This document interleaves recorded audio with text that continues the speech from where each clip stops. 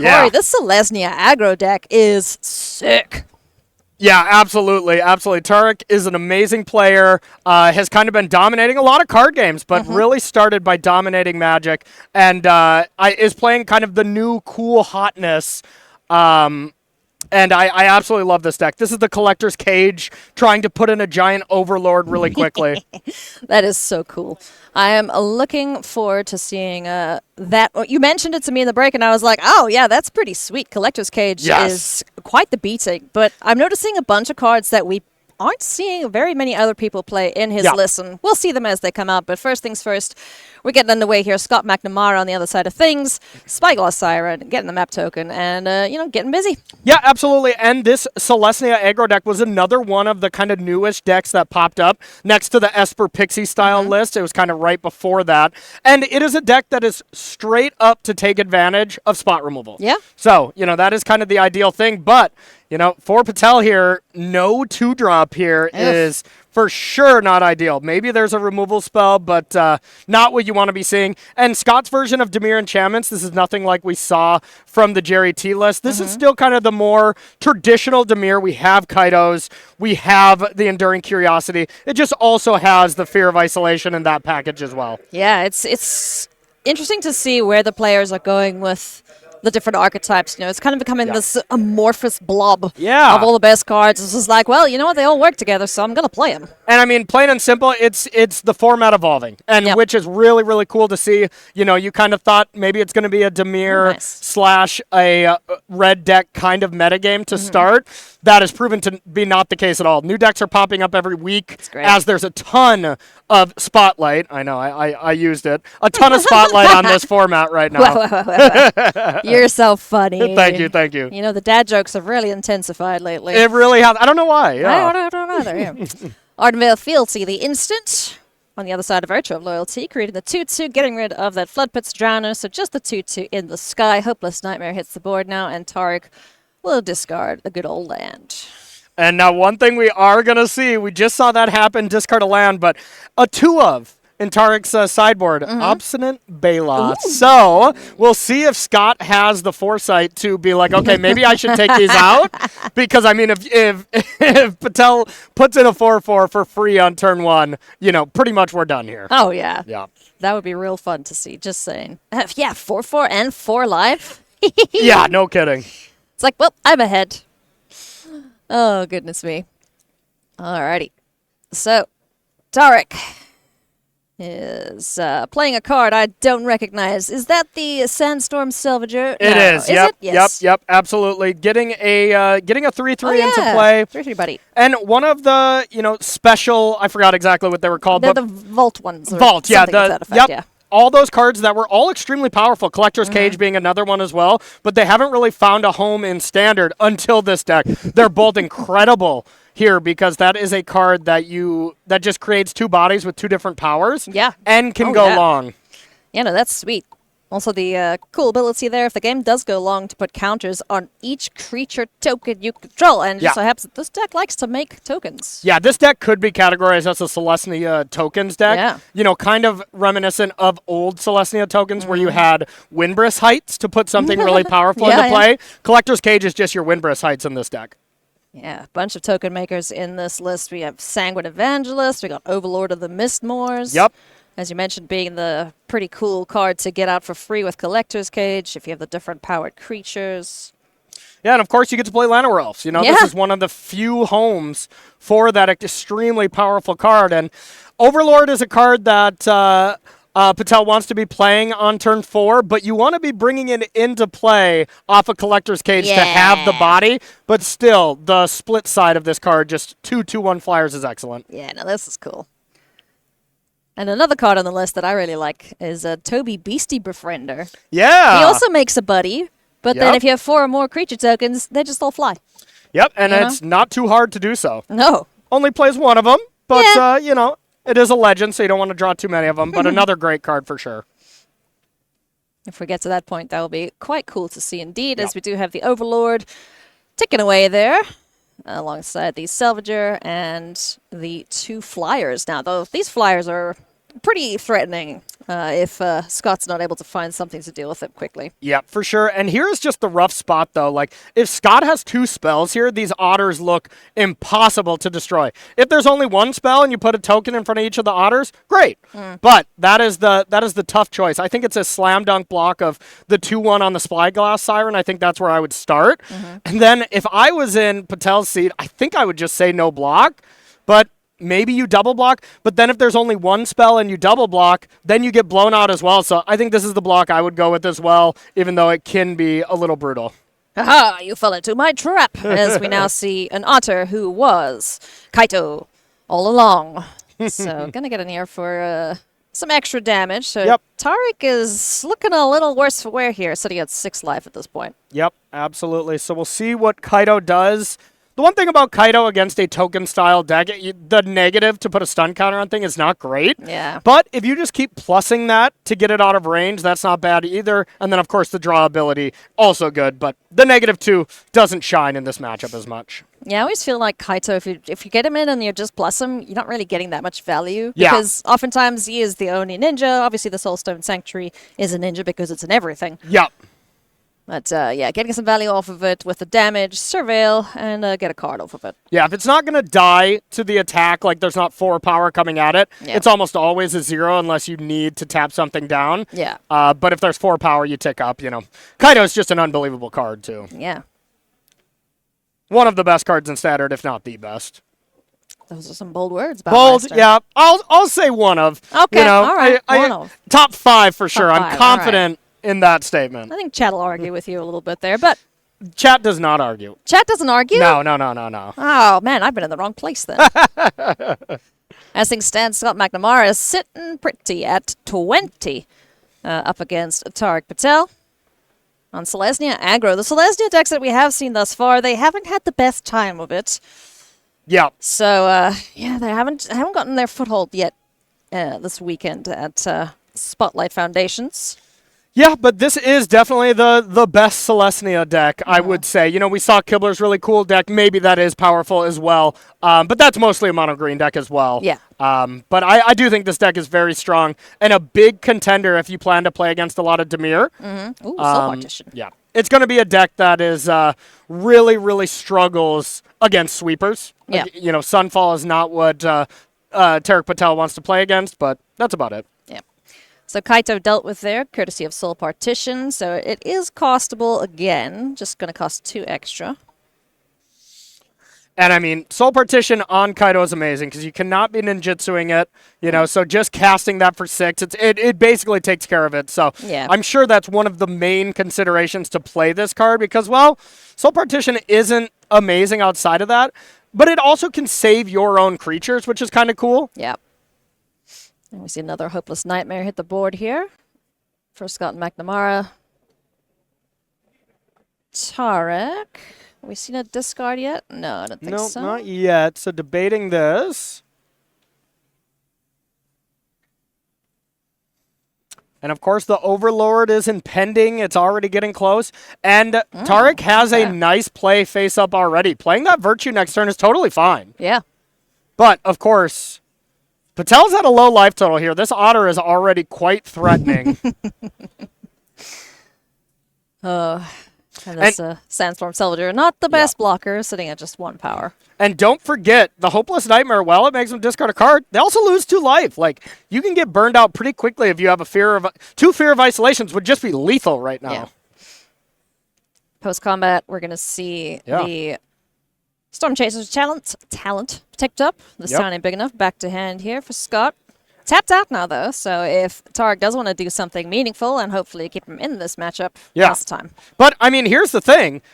Right now, that was a lethal card to return. Scott can just go, even if he doesn't have another land, can just go, all right, your turn, end step, this town ain't big enough, both on the Hopeless Nightmares, recast them next turn, the game's over. Oh, yeah, true. That's cool. Yeah, the Celestia decks don't have, everyone kind of forgets that card can cost 5 mana, Oh, yeah. Yeah.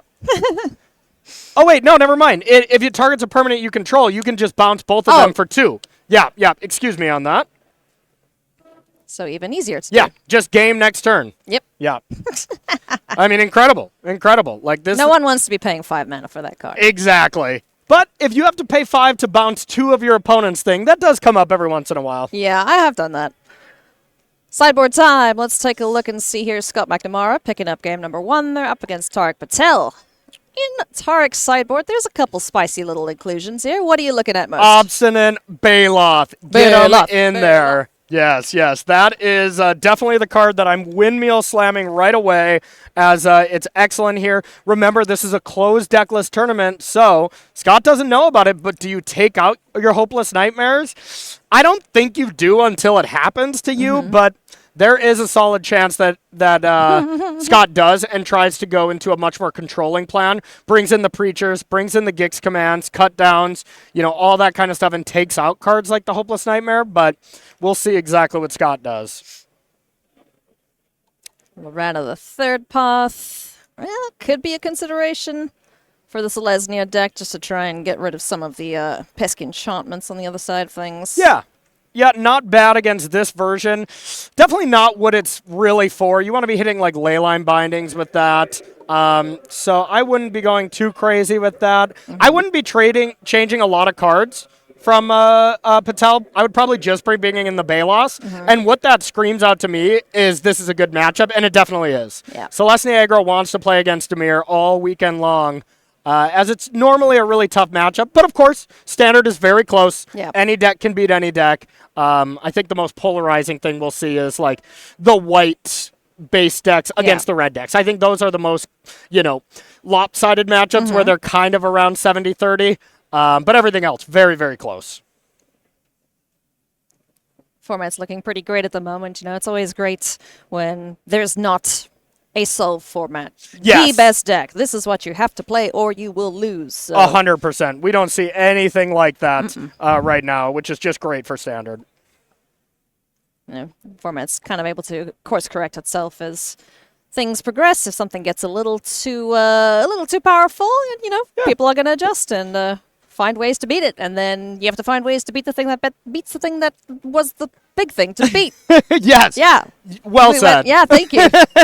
Word's good. And I mean, that is the best, is when a format is self-correcting. Yes. We see some of the more eternal formats, the modern stuff like that. Yeah. Most of the time, that's a self-correcting format. Something that's really good right away will bring in a lot of good hate cards to then make it not the best deck. And, Standard, sometimes it's not always like that. But right now, I think we're in an amazing Standard where we see the best deck last week might not be the best deck the week after.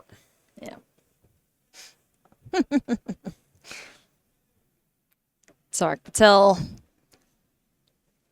getting ready to rock and roll. Both players just giving a good old count here to the deck. What's your opinion on pile shuffling, Corey? I do exactly what Scott does. It's half the time to count for me. Yes. I want to make sure I got 60 cards. You count 59. You might have counted 15 cards in your sideboard, but maybe you dropped one on the ground or something. And honestly, it's just become muscle memory to me.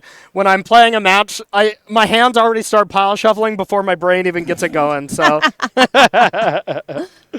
And a reminder for everyone watching at home, this is a 9-round tournament for day 1. 6-3 is the cut, 18 points. Of course, if you get some draws, something like that, you can get some other avenues to make day 2. But these players just have to go 3-3 to make it into day 2. Nice. But with how giant of a tournament this is, around 1,500 players or so, you really want to be in 7-2 or higher to give yourself a good chance to make it to the top 8. And, this is unlike any tournament we've ever seen. The top 8, they don't qualify for the regional championship. They go straight to the Pro Tour here in Chicago later on. So huge, huge prize for just making the top 8. Don't even get me started on what first place gets, Ailey. Don't even get me started. Is that my cue to get you started? Get me started, yeah. What does first place get, Corey Baumeister? Well, thank you for asking. Yeah, I thought you would never ask. Getting a full case of every standard set as well. Like, you will be ready to go for an entire year. Really, really cool prizes. Oh, and man. Spotlight Series is going to be doing some cool stuff throughout the year as well. That is a sweet prize, but that actually gets my anxiety going because I'm trying to clear out cards in my house right now, and I'm just like, no, that's a whole case. But it's okay. I never have to worry about that. I got good news for you, Ailey. Yeah. You're not going to win. I'm not going to win, no. Never will I ever. All right, so getting here, a little foreshadowing maybe of our match to see. Spoilers, Corey. Looks like we might be ready to rock and roll here with Tariq Patel and Scott McNamara. Scott up a game. Are we happy with hands here, gentlemen? Yep, looks like it. And in 3, 2. Yeah, we going? 1. Playland. There we go. Nailed Hey, got it. Looks like Patel did take at least one mulligan Yep. here, so we'll see what the plan is. And, once again, Patel not having the ideal start, which in a green deck is always Llanowar Elf. Yep. This deck is no exception here. You really want to be going 1 to 3. There's a lot of 3 drops.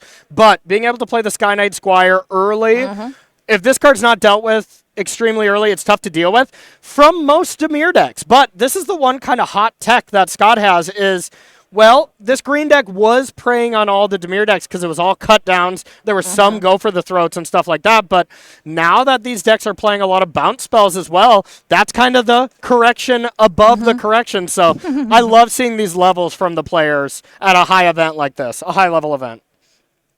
Yeah, it's how well can you outdo what your opponent is doing? And Sky Knight Squire, I like it, but I'm not that high on it considering, like you mentioned, the amount of bounce spells. It's like all of that work just goes away if it gets bounced, and we see it cut down here in this instance. But yeah, having your flying knight friend just dealt with in one mana isn't the best feeling. Yeah, exactly. When cut down trades up, whenever it deals with something above its mana curve, that just shows why it's actually the most played card this weekend. Oh, yep. Yeah, Next okay. to basic lands, of course, but they don't count. yeah, exactly.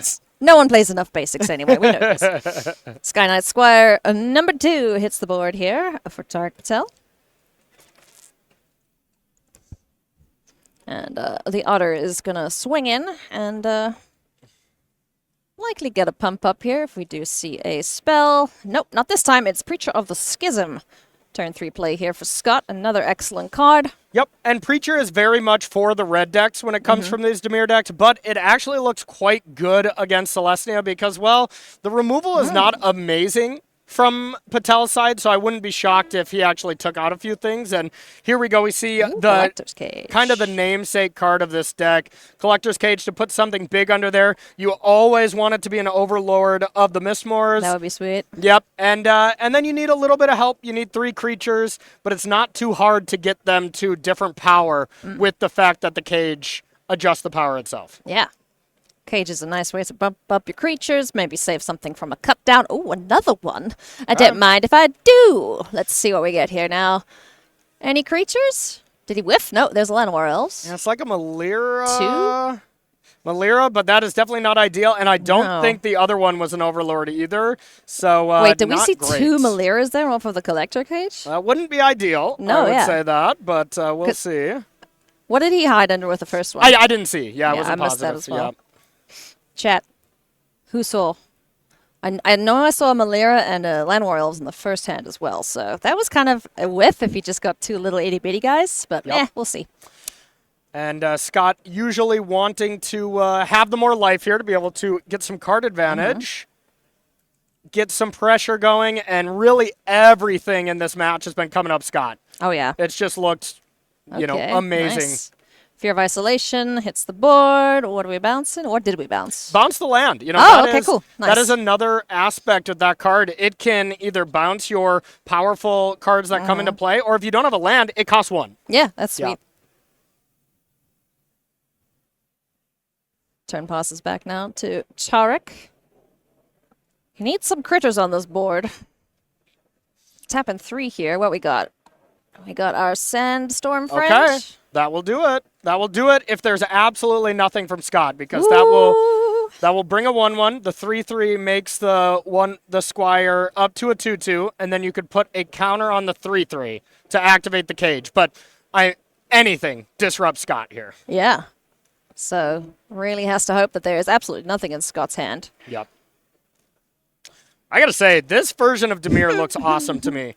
I really like this version. Don't tell Jerry, but I like Okay. it. I like this version a little bit more than what we saw from Jerry. You're still playing the extremely powerful cards with Kaito and Enduring Curiosity, arguably, one of the best 2 cards in the format. But then you also get these really cool new additions with Fear of Isolation, This Town Ain't Big Enough, Storm Chaser's Talent, and Hopeless Nightmare. So love the hybrid here. We see 3 Kaito, 3 Enduring Curiosity. So not playing all 4 like we've seen traditional Dimir decks. Corey, answer me this. Yeah. We've seen quite a few green decks. Yes. Where are the Snakeskin Veils? Why have they fallen out of favor? I think just because you need a critical mass of creatures here, and it just, those kind of cards, this deck is already extremely good against spot removal. Yeah. You don't really need to be better. The main thing you want to be doing is just getting a creature into play every single turn, having 3 removal spells in your deck, casting 1 of them at a timely fashion. So I don't think Snakeskin Veil is needed. I think a lot of decks are playing Paw Patch Recruit instead of Snakeskin Veil as the replacement. Yeah, but nothing's sticking, especially with this deck, this time and big enough. All of those counters in the paw patches, they ain't not going to mean anything at this point. And Snakeskin Veil looks great if, we had it here, you draw it at the perfect time, but when you draw it late game or you have 2 in your opening hand, it looks less than ideal. But yeah, for sure, I get it. Go for the more proactive threats or, answers to things like this time and big enough. And also, a bunch of nowhere to runs. Yeah. Really negating the fact that true. Snakeskin Veil just doesn't really do anything. So that is a huge factor as well. Good point there, Corey. So another creature off the board. Tariq is not getting anything to stick right now. Draws. Does he find anything useful on top of the library? 2 Otters, a Preacher of the Schism, and Fear of Isolation on the other side here for Scott McNamara. And this is, I don't want to call it right now, but this is looking pretty over to me, Corey.